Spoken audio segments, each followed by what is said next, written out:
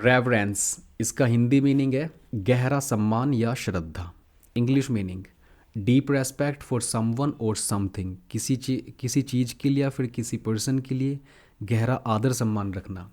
Synonyms respect, admiration, veneration, honour. Antonyms disrespect, contempt, scorn, dishonour. Disrespect मतलब किसी का आदर सम्मान ना करना, कंटेम्प्ट किसी को धिक्कारना, और डिसऑनर किसी का आदर सम्मान ना करना। ये इसके अपोजिट वर्ड्स है।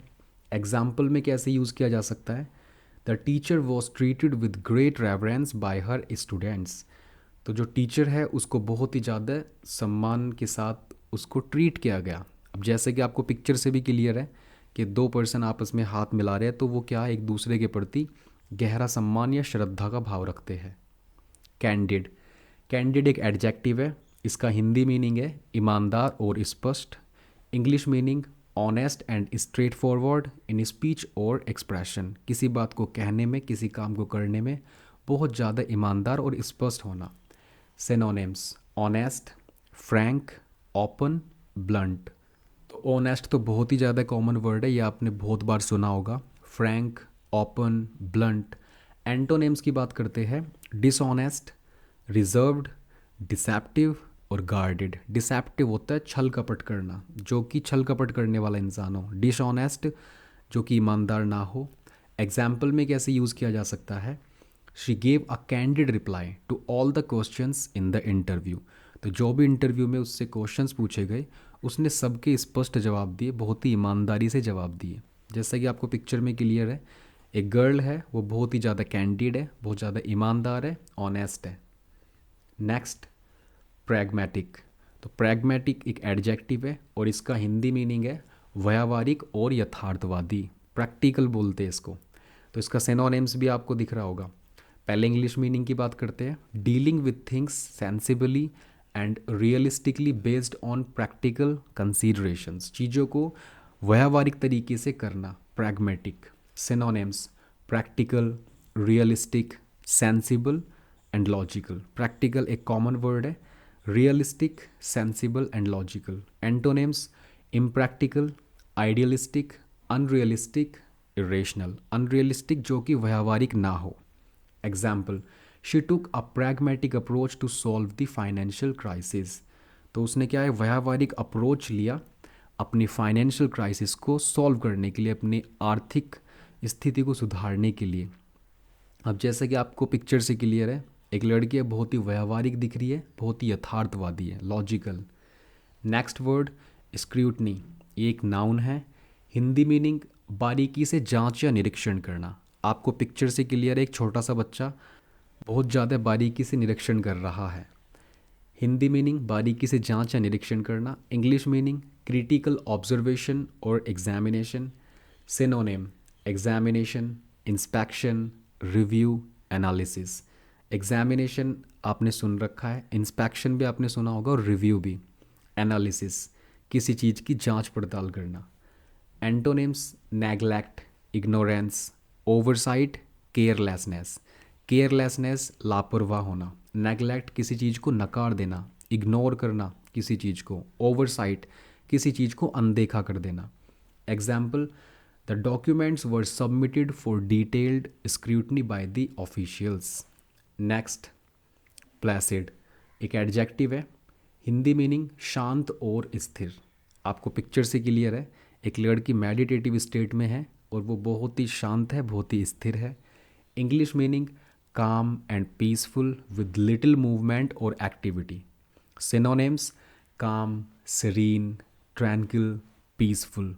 और सरीन मैंने ये वर्ड पहले भी डिस्कस किया है। सरीन का मतलब भी होता है शांत या फिर स्थिर। एंटोनिम्स एजिटेटेड मतलब उकसा देना किसी को, डिस्टर्ब्ड किसी को परेशान करना, तंग करना, क्योटिक और टर्बुलेंट। टर्बुलेंट जो मुसीबत भरा हो। Example she enjoyed the Placid atmosphere of the lake in the morning. तो वो बहुत आनंद लेती है शांत एटमोसफेयर का जो कि मॉर्निंग के समय में और झील के पास है। तो आपको इस तरह से समझ में आ गया है। आप अपने एग्जाम्पल भी खुद से बना सकते हो। नेक्स्ट यूबिक्यूटस, इसका हिंदी मीनिंग है हर जगह मौजूद, एडजेक्टिव है ये। इंग्लिश मीनिंग प्रेजेंट, अपियरिंग और फाउंड एवरीवेयर, जो कि हर जगह पाया जाता हो। Synonyms omnipresent, universal, pervasive, ever present. Antonyms rare, uncommon, scarce, unique. Example में कैसे यूज़ किया जा सकता है? Smartphones have become a ubiquitous part of modern life. अब जो स्मार्टफोन है वो हर जगह पाए जाते हैं। अब जैसे कि आपको पिक्चर में क्लियर है, एक कबूतर है, तो इस तरह के पक्षी आपको हर जगह ही देखने को मिल जाएंगे, चाहे आप गांव में हो चाहे आप शहर में रह रहे हो। एलोक्वेंट, ये एक एडजेक्टिव है, इसका हिंदी मीनिंग है प्रभावी और आकर्षक बोलने वाला। इंग्लिश मीनिंग फ्लुएंट और परसुएसिव इन स्पीकिंग और राइटिंग, जो बहुत ज़्यादा फ्लुएंट हो बोलने के तरीके में और लिखने के तरीके में, बहुत ज़्यादा स्पष्ट हो। Synonyms articulate, expressive, persuasive, fluent. कई बार बोलते हैं ना कि उसकी इंग्लिश बहुत ज़्यादा फ्लुएंट है।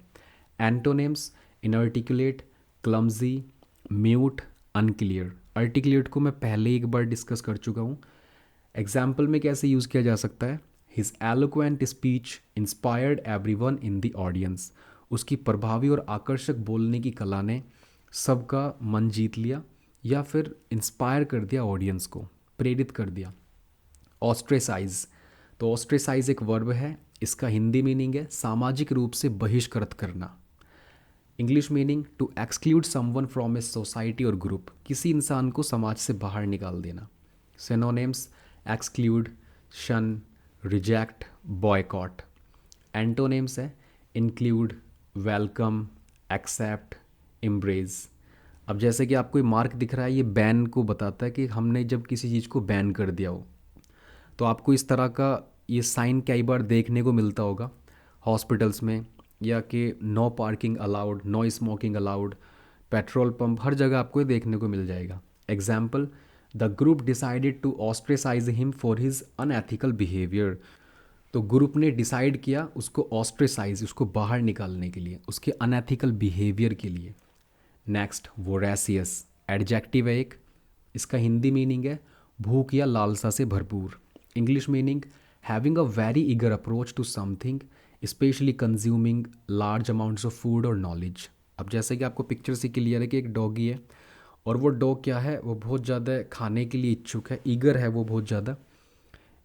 Synonyms insatiable, ravenous, hungry, avid. Antonyms satisfied, जो कि संतुष्ट भरा हो, संतुष्ट हो। इंडिफरेंट, अपैथेटिक, कंटेंट, कंटेंट मतलब भी जो संतोष रखने वाला हो। एग्जाम्पल में कैसे यूज़ किया जा सकता है?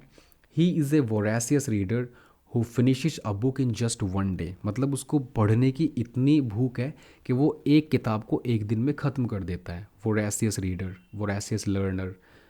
नेक्स्ट एडवर्सिटी, हिंदी मीनिंग कठिनाई या विपत्ति। English meaning a difficult or unpleasant situation. Synonyms hardship, difficulty, misfortune, struggle. Antonyms prosperity, success, fortune, advantage. Example में कैसे यूज़ किया जा सकता है? She showed great courage in facing the adversity of losing her job. अब जैसे कि आपको पिक्चर से क्लियर है, एक आदमी है जो कि बहुत ज़्यादा कठिन विपत्ति में फंसा हुआ है और वो चढ़ाई कर रहा है लेकिन वो कर नहीं पा रहा है। Example, she showed great courage, उसने जो है एक बड़ा उत्साह दिखाया in facing the adversity of losing her job. जब उसकी जॉब छूट गई तो उस परेशानी का सामना करने के लिए उसने बहुत ही ज़्यादा साहस दिखाया। तो मैं ये वोकेबलरी की सीरीज़ स्टार्ट कर चुका हूँ। आप हर रोज़ाना एक नई वीडियो चेक कर सकते हो इस प्लेलिस्ट में, और मैं 10 नए वर्ड डिस्कस करता हूँ। Thank you very much.